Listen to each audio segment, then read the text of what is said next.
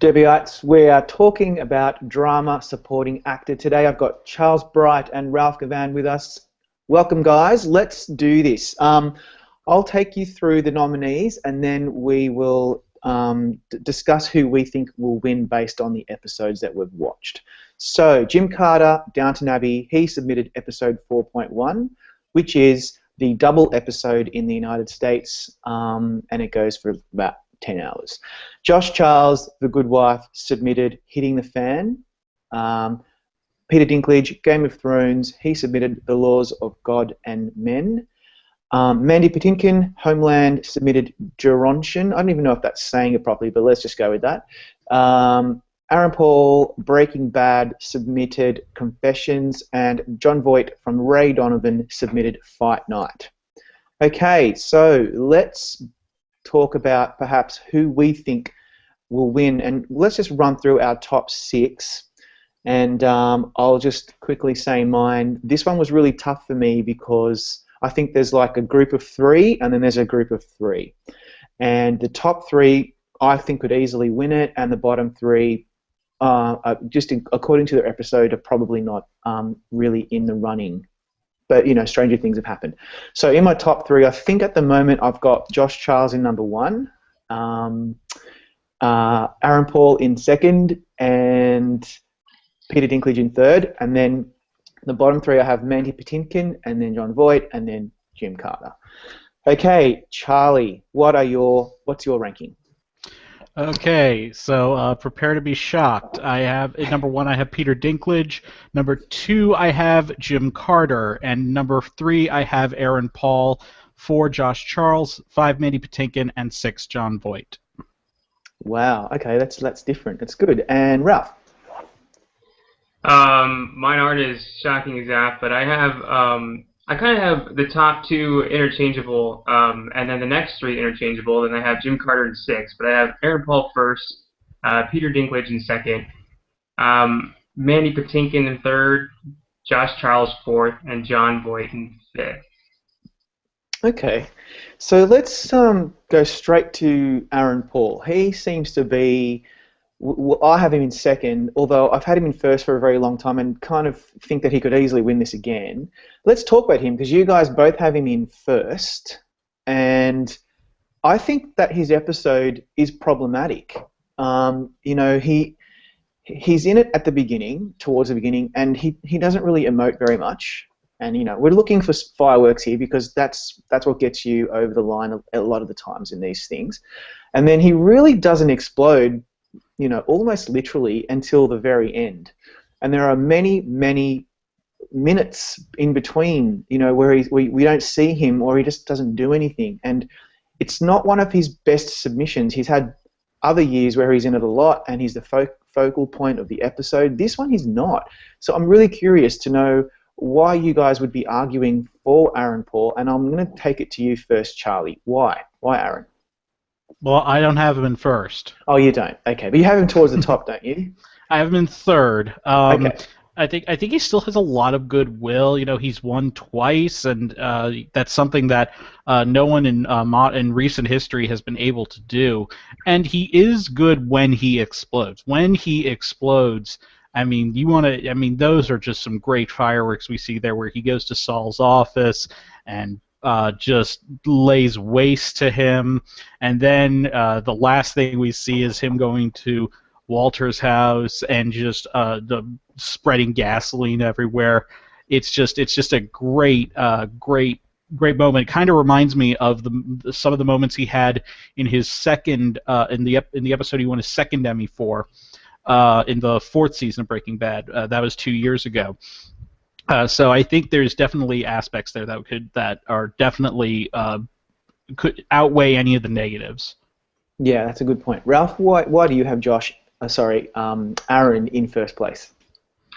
I have him 1st because I think he kind of runs the gamut in this particular episode. I think we see him. He starts off, in Saul's office, and then they go meet Walt out in the desert, and I think he has a really great, impactful scene out there in the desert where he's telling Walt just, don't screw with me anymore. Just let me know how it is. You brought me out here to kill me if I don't agree with what what you want me to do. And so he goes from that, and then he goes back to Saul's and agrees to just leave and become a new person, and then realizes that the cigarette, the poisoned cigarette, actually came as part of Saul and Walt, and goes back to confront. I mean, it's just heartbreaking what this guy goes through, and also because Jesse's usually not very, you don't really care too much about a lot of what Jesse does. And in this episode, I think you actually do feel for the guy. You care for him. You feel what he's going through. I mean, he's got to give up everything in order to become, he agrees to give up everything in order to become this new person. And I just think Dinklage does have that speech, and it's really powerful, but I think Paul has 3 significant scene chunks within this episode that could probably wrap it up for him.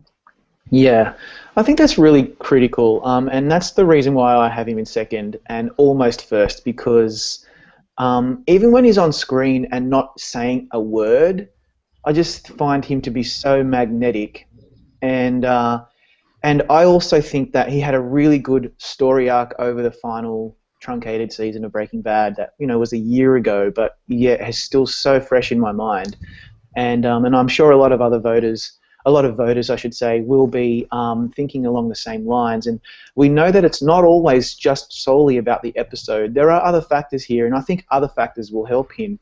But the episode doesn't necessarily hurt him. And those final 2, specifically the 2 explosive scenes towards the end, are so good that I think that's all he really needs just to push him over the edge. So I'm really, really tempted to just put him in first and say he's going to, win that historic 3rd Emmy, but I'm just hesitating only because this episode didn't really knock my socks off for the whole duration of it. So, okay, so we all think Aaron Paul is certainly one of the front runners, but let's just completely change gears for a second, because Ralph and I have Jim Carter. He's now, correct me if I'm wrong, but he's now a 3rd-time Emmy nominee. And every year he seems to be that surprise, because we think, oh, that first year might have been because the show was really hot, and the second year was, wow, oh my God, you've made it in again.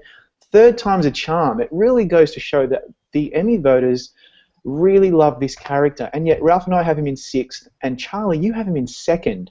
And I'm very curious to know why you think out of the 2-hour episode that he did enough to put him all the way up towards 2nd on your list. So go for it. Well, I do want to preface this by saying I have been mixing Dayquil and NyQuil for the past couple of weeks. Okay. But in all seriousness, though, ever since I watched these 2 episodes, because I watched them after they premiered in the UK, and when I saw that they were combining them for the US, it stuck out to me that he has to submit this, and he has a clear arc with the beginning, middle, and end, and he's actually evenly spaced out throughout the episode. Even though it's a 2-hour episode, his scenes are evenly spaced out, so he's not off screen for that long an extended period of time. He comes off as sympathetic. We find out more about him. This person who's usually more guarded, very strictly professional person is now, we find out that, back when he was performing, there was a love in his life, and the reason that he always had the bad feelings towards this other performer was that he was envious because the woman chose the other guy. But there's also that key scene, those 2 key scenes where he's confronting and then consoling Mary, played by Michelle Dockery.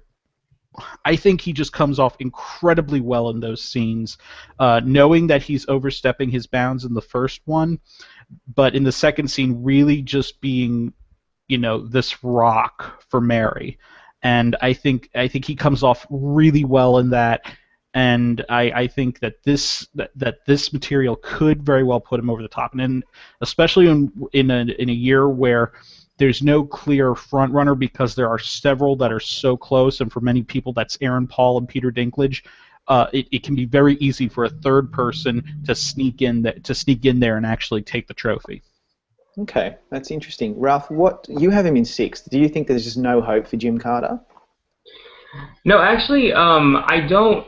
I have Jim Carter in six just by default because I think he's gonna be in six because the episode is so long and and really he's not bad. There's nothing wrong with it. It's just that Jim Carter's so stoic the whole time. It's like he doesn't really show any type of emotional range. He's just so stone-faced. No matter if it's a confrontation scene, if he's admitting to something, if he's sad or whatever, it's just he looks exactly the same, and you don't see any kind of change in his emotion, and I think that's what hurts him the most. But I do agree, Charlie. There could be a surprise in this category, because everybody thinks it's a Dinklage Paul type raise. I know you have Josh Charles at number one, and I'm curious to find out why. Yeah, I really want to try to argue my case without people thinking that I'm just being biased towards the show. But well, before I do, you're totally onto it with Jim Carter. His stiff upper lip British character doesn't help him. He would need to be very over the top and do something different to get my attention and to put him higher. And I think he's such a good actor. He's one of the best actors working on television, but I have him in six by default too. So I agree with you. But Charlie, I think you totally have a point there. And he's spaced out through the episode. He's got a great arc. He's got really two storylines. I mean, because he's part of Lady Mary's storyline as well. So yeah, I totally get what you're saying. So that could be a surprise. But okay, let's talk about Josh Charles, because I really denied about this one, and I thought he had a couple of episodes he could have chosen. This was the right one for him because Hitting the Fan obviously is a very strong episode. I mean, I think I've watched it like 4 or 5 times now over the course of the season for various reasons, and I'm always impressed by it. And I think with him, it really opens on him, and the first 15 minutes are all about him and his reaction to Alicia's betrayal. I really love the scene where he clears her desk and just tries to fire her.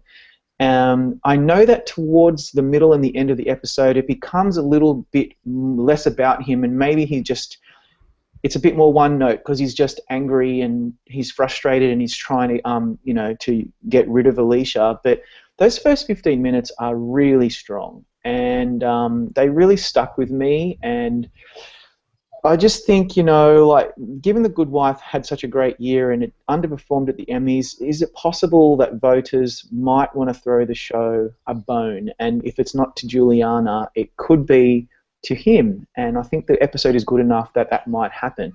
So tell me, guys, why I'm wrong. Ralph, you go first. What did you think about him, and why do you think that he maybe won't be a chance of winning? Well, I mean, I agree with you. I think it's a great episode, and I think the first 15 minutes were awesome. I mean, you couldn't ask for better unless you're Peter Dinklage, and those last 15 minutes are equally awesome. But my only thing with Josh Charles, I mean, I would love to have him higher. I mean, I could have him as high as third, I guess.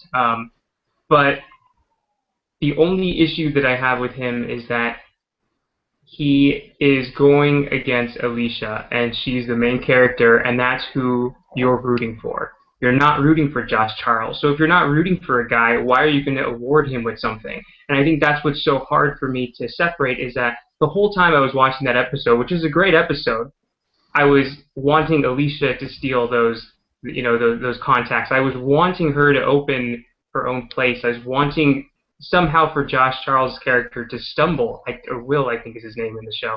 I didn't want him, to win. So the whole time I was actually rooting against him, and I think if I may be the only one, but if other people watch it and feel the same way, that could be what derails him from the win. But other than that, I think he was fantastic in the episode. I mean, there's no denying that. I just think it's I was rooting for Alicia, and I want somebody that I'm rooting for to win. Okay, Charlie, what was your view about Josh Charles? Again, a fantastic in those first 15 minutes. I mean, he is just, even though Alicia's the main character, he is that focus, and he just commands everything. I do think that it's such a credit, and even though I have him in 4th place right now, I do think it's a very close race between my top 4, and then the other 2 are just kind of very far behind. I think they're all like really right up there with a serious shot at this, and I could definitely see him winning. I think one thing that does counter the fact that you're rooting for Alicia, and this doesn't take away from Alicia, but rather it just adds to Will, is that scene where he calls Alicia, and at the end he remembers to tell her that her daughter called. I think that was there's just something about that. It is just like you can sort of see that there's more nuance to this than what we previously thought, that there is still, there's something going on there. Yeah, that's a really good point. I love that. I love it at the end of that when he says, "You're welcome." And for a moment there, everything had fallen away, and he was, still obviously very much in love with her, and all the hurt had gone, and he just wanted to tell her that her daughter called because that was so important. And then, of course, as soon as the phone was hung up, he then went back to being angry and betrayed. And I agree. The best thing about his performance as well is in the beginning when Diane walks in and tells him that Alicia is planning to steal all the clients and go off with Carey and start their own firm. He's just silent for 10 seconds, and you can just see a variety of emotions wash over his face, and I was totally into it. I just thought, wow, that is really good acting.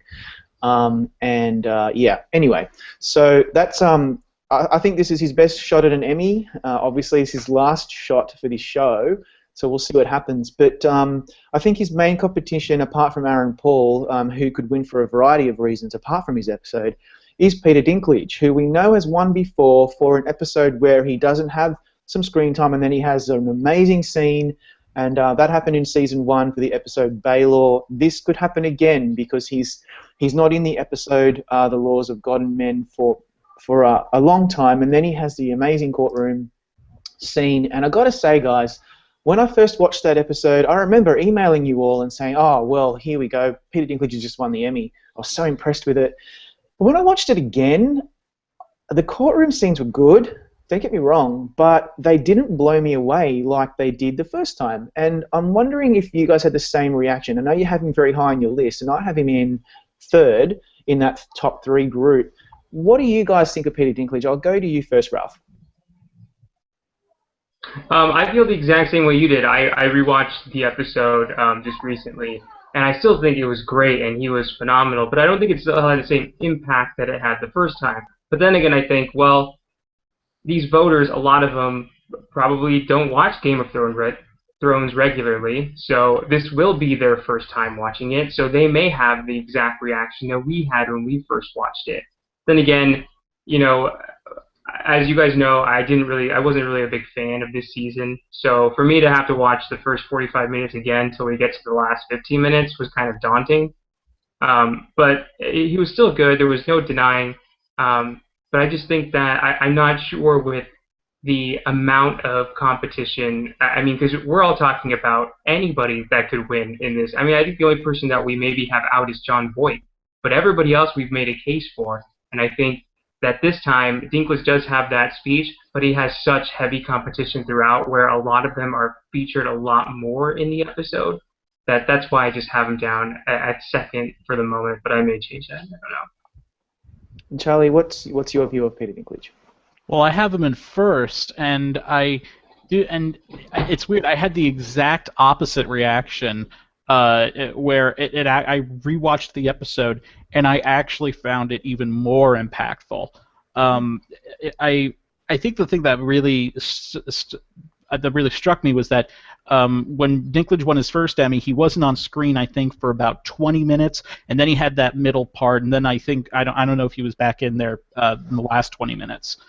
But in this one, he does have a handicap in that he is not on screen for 40 minutes. He doesn't come on screen until 40 minutes into the episode, and if these the panel, if enough of them aren't people who have watched Game of Thrones or know anything about Game of Thrones, then they are just going to be completely lost and go, wait, where the hell is Dinklage? Throughout that first 40 minutes. Some of them may even turn it off. I hope they don't, but they may. But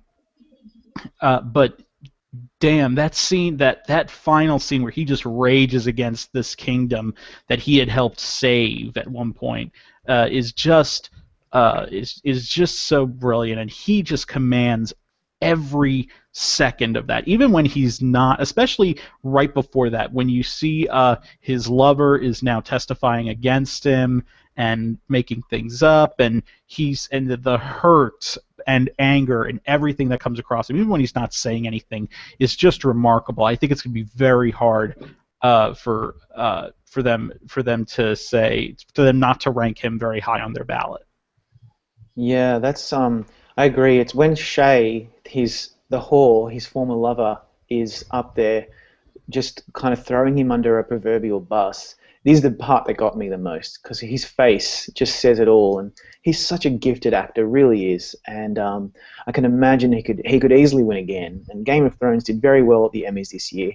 And you know, his win in the first season just proves that you can win in a show like this that has a humongous, sprawling cast. You can win if you have the scene that gets you over the line, and he certainly has it here.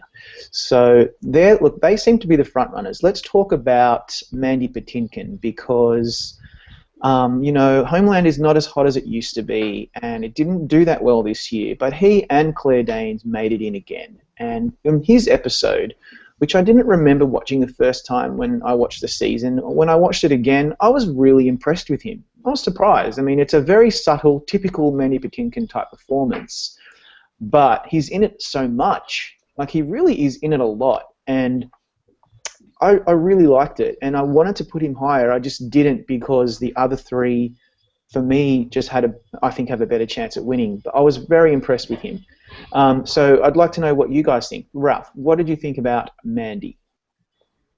Yeah, I had the same reaction. I don't know why you and I even do Slugfest together, because it just seems like we have the same reaction to everything.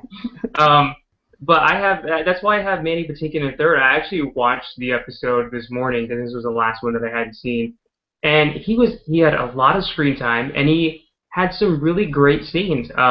You know, he had his heartbreaking when he calls his wife, and there's another guy in her bed, and you know, he's saying, "I'll be home," and "I missed you," and that. And then his scene where he locks I forget who it is, but one of the guys in a conference room is a great scene for him. And it's just, he's got a lot of really, I mean, he's you know, he's just, I think he was, if there's a performance here that is going to sneak up on us like a Merritt Wever, I think Mandy Patinkin could be it. He's very respected. I mean, he's a previous Emmy winner.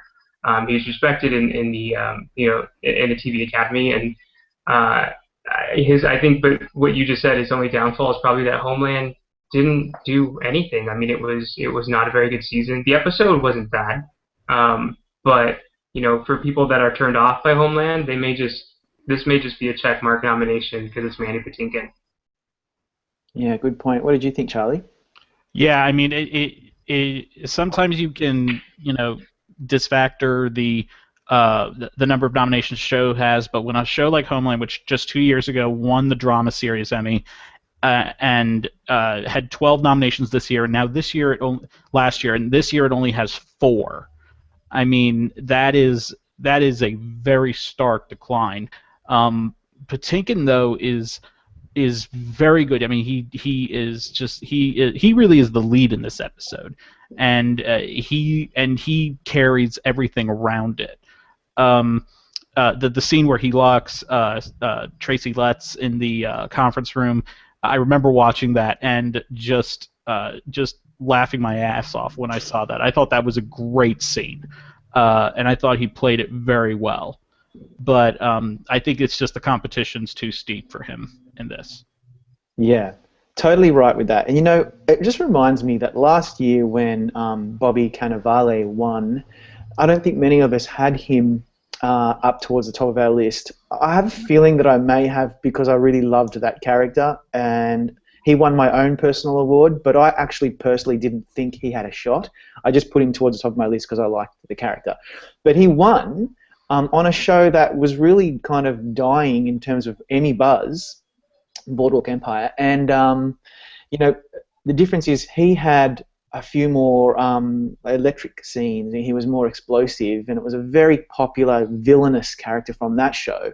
This is different because it's just Saul Berenson, and he's a very lovable, stoic character on Homeland, and he's in it a lot instead of being in a few key scenes like Bobby Cannavale was. But I think there is some correlation that it's a show that isn't really hot anymore with the Emmy voters, and yet he's a very likable or very popular character, and he's also a very well-respected actor. So if he wins, I really won't be that surprised, and I was really tempted to call an upset. I just don't really have the cojones at the moment to put him at the top of my list. So I'm going to leave him in fourth, but I think anybody who's thinking about this category for their predictions or their Emmy Dream Ballot or whatever should be considering that if there's going to be an upset and a surprise, it could be this.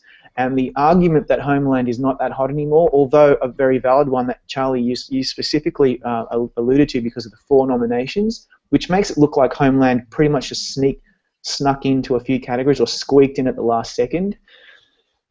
I don't think it really matters, and maybe it could be another Bobby Cannavale. Anyway, that leaves us with Jon Voight. And what can we say about Jon Voight? This is my view. Okay, so I think it was a name checker. I just think it's Jon Voight. He won the Golden Globe. People saw the ballot and thought, oh, I've got to vote for Jon Voight. Ray Donovan got nothing else.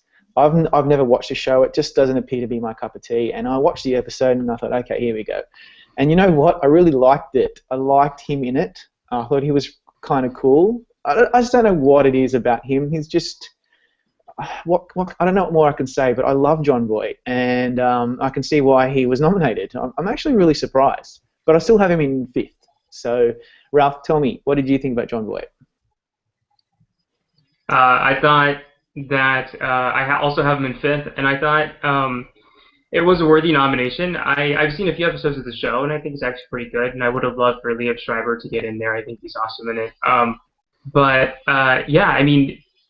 I think the downfalls for Jon Voight are that he really he seems to always play this kind of mad character that in everything, in Anaconda, in Varsity Blues, and now it's like he just recycles the same type. There's no, you think of Jon Voight, you think of one type of character. It's not like you think of like, you know, he's like Meryl Streep who does different things. Yeah, I think that could potentially hurt him, and also there are no really explosive scenes for him. I did feel really bad for him. You know, a spoiler if you haven't watched the show, or if you never want to watch it, then not a spoiler.